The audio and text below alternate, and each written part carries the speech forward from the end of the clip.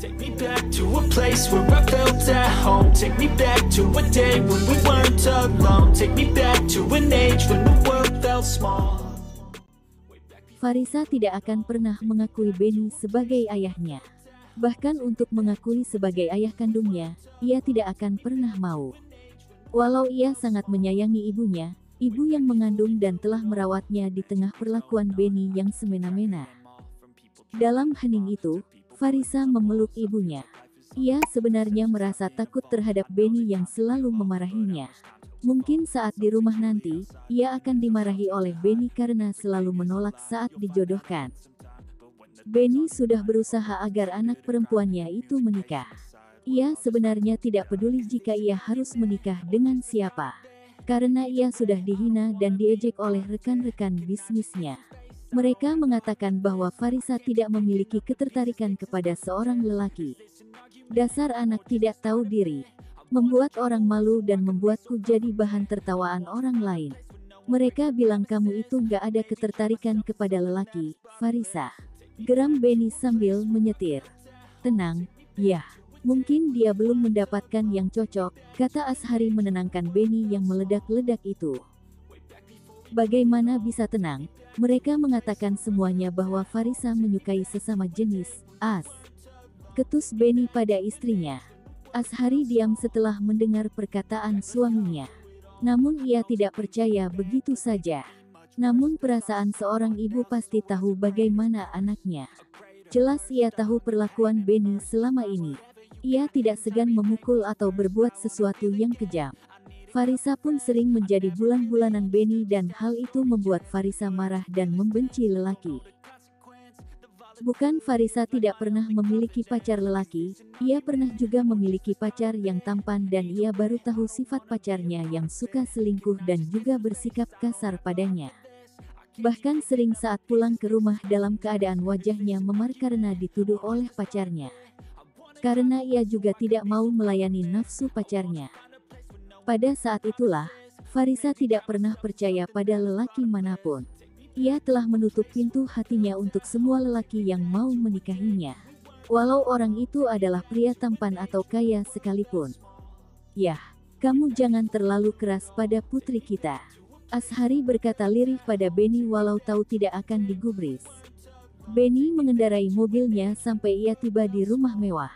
Ia harus menunggu penjaga gerbang untuk membuka pintunya karena tidak tahu mereka pulang lebih awal. Baru sekitar pukul 8 malam ketika Benny membawa dua wanita di jok belakang. Ia menghentikan mobilnya dan keluar dari mobil tanpa mencabut kuncinya. Karena biar penjaga rumah yang akan memasukkannya ke garasi. Keluar kamu, bentak Benny pada Farisa. Ia membuka pintu mobil dan menarik Farisa. Yah, jangan kasar-kasar sama putri sendiri, yah, lirih Ashari. Ia takut akan ada kekerasan lagi yang diperbuat oleh Benny. Jadi tolong kamu berhenti menyakitinya. Kalau mau memukul, biar ibu saja yang dipukul, yah. Berisik, Benny tidak menggubris perkataan Ashari. Saat Ashari menarik Farisa agar tidak ditarik Benny, lelaki itu menamparkan Ashari. Kamu jadi perempuan, berisik banget, lepaskan. Ibu, teriak Farisa ketika melihat ibunya dipukul oleh Benny. Dasar lelaki brengsek, umpat Farisa pada Benny. Tentu ucapan Farisa itu membuat Benny murka. Belum juga ia menyiksa Farisa, sudah dikatai seperti itu. Ia menarik dan menyeret Farisa dan dibawanya masuk ke dalam rumah. Dasar anak kurang ajar, pada ayahmu sendiri, masih melawan, hah. Pekik Benny lalu memberikan tamparan keras di pipinya. Ayah yang mana? Dasar lelaki bajingan, bentak Farisa. Ia menolak dan mencoba melepaskan tangannya dari Benny. Tapi ia tidak kuat karena tenaganya tidak bisa mengimbangi orang tuanya itu. Plak, anak kurang ajar, teriak Benny memukul Farisa kembali. Ia dorong tubuh Farisa ke lantai dan tendang perutnya. Beraninya kamu melawan orang tua, hah? Yah, jangan kasar pada putri kita sendiri, ayah. Ashari membangunkan Farisa dan ia peluk putrinya. Bagaimanapun juga, dia putri kandungmu, darah dagingmu sendiri. Kalau mau pukul, pukul aku saja, yah.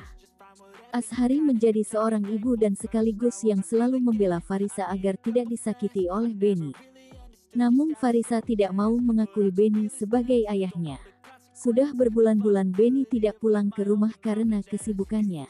Namun karena ada pengusaha muda yang Benny kenal, Benny sering memamerkan foto putrinya agar cepat mendapatkan jodoh.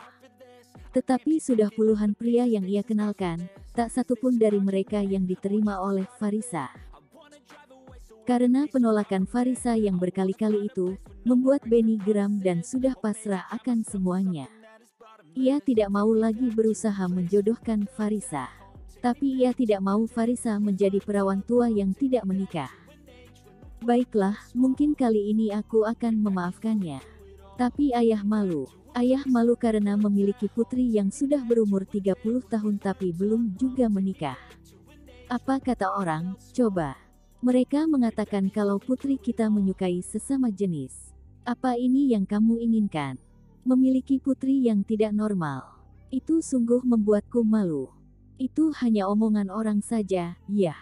Mungkin dia belum menemukan lelaki yang cocok untuknya.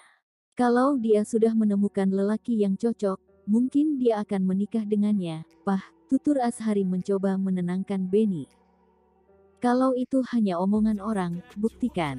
Dengan siapapun dia mau menikah, ayah akan merestuinya. Mau pekerjaannya apa, mau dia orang tua, orang muda, orang kaya atau miskin, itu tidak masalah. Yang penting dia menikahi seorang lelaki.